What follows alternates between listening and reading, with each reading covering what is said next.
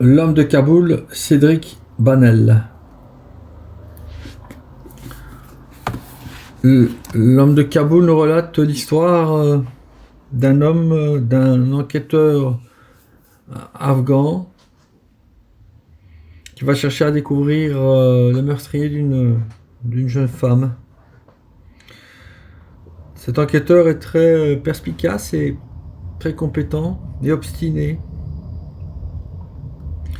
Et ses recherches vont l'amener à ce qu'il rencontre des difficultés ou à ce qu'on cherche à l'assassiner.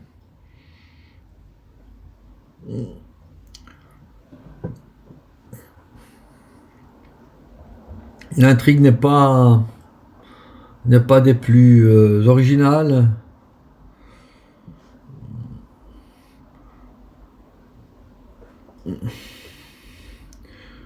Tout au plus intéressante. Mais ce qui fait de ce livre un livre qui vaut la peine d'être lu, un livre de valeur, c'est le, le fond politique sur lequel repose cette intrigue et l'action de ce policier.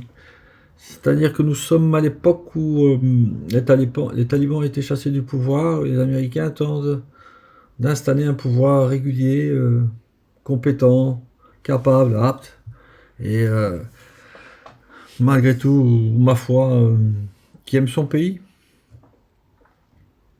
Or, les États-Unis se retrouvent constamment face à des dilemmes où il s'agit de ménager les intérêts cupides de ces dirigeants corrompus jusqu'à la moelle et les leurs qui sont de pacifier la région.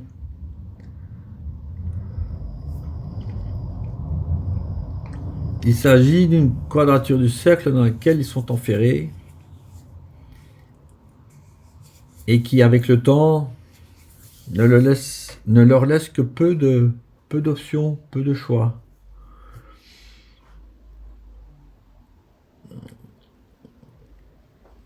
Et finalement, la seule possibilité qu'ils aient, c'est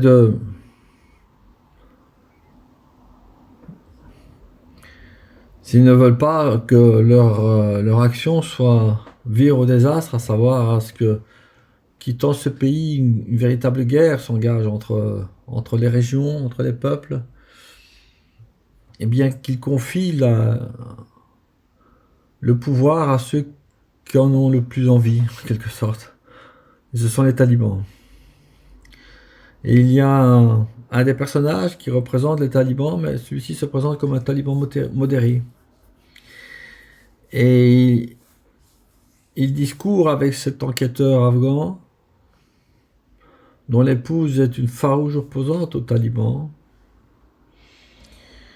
Et il lui explique qu'ils prendront le pouvoir, que cela n'est qu'une question de temps, mais qu'ils ne commettront plus les erreurs qu'ils ont commises par le passé, faisant montre de brutalité,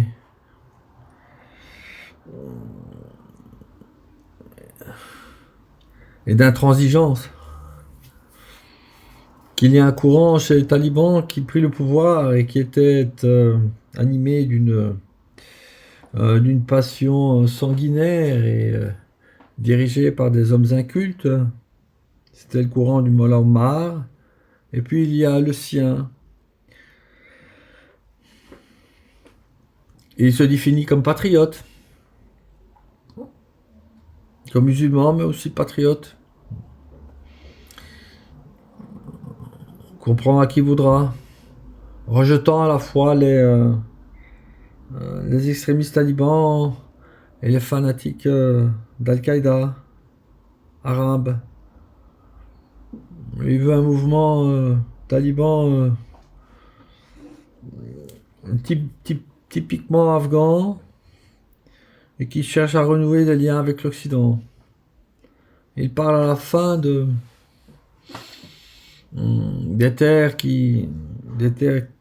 afghanes qui recèlent énormément de quantité de matériaux matériaux précieux, de matières premières, rares, les terres rares comme on les appelle. Et il sait que, il prévoit que ces terres seront chichement recherchées. Et donc c'est un homme qui cherche à ménager la chèvre le chou.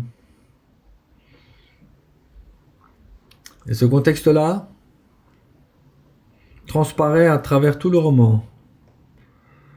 À tel point qu'on se demande quelle est la véritable raison d'être de ce livre. Tant cette histoire d'assassinat et de course-poursuite laisse un peu à désirer.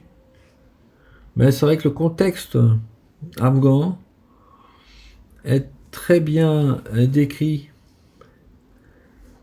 est assez pertinent. Et on le rencontre pas nécessairement souvent lorsque l'on écoute ou lorsque l'on lit des experts de cette question, des journalistes assermentés. Ce livre, L'homme de Kaboul, vaut à la fois pour l'intrigue, mais aussi pour l'environnement, le contexte dans lequel celle-ci se déroule. On en apprend beaucoup, malgré tout. Et ce livre a été édité en 2004, donc 20 ans plus tard. Autrement dit, 4 ans, 20 ans plus tard. Les talibans ont repris le pouvoir. Je note pas une infection quant à leur rigorisme et à leur violence. Je ne la note pas, je ne la vois pas. Sans doute jouent-ils plus finement leur carte. Ont-ils abandonné leur ambition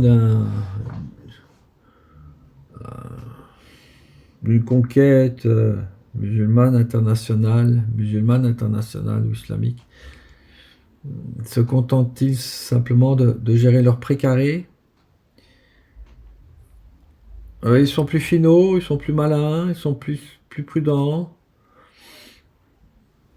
Ils manient plusieurs fers à la fois. Ils ont plusieurs fers au feu. Et mais ils ont gardé leur intransigeance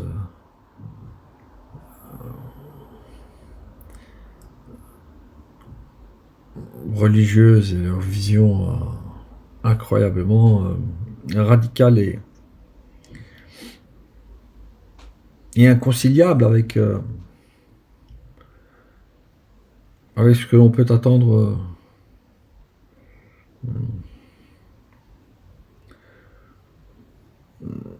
de gens épris de liberté et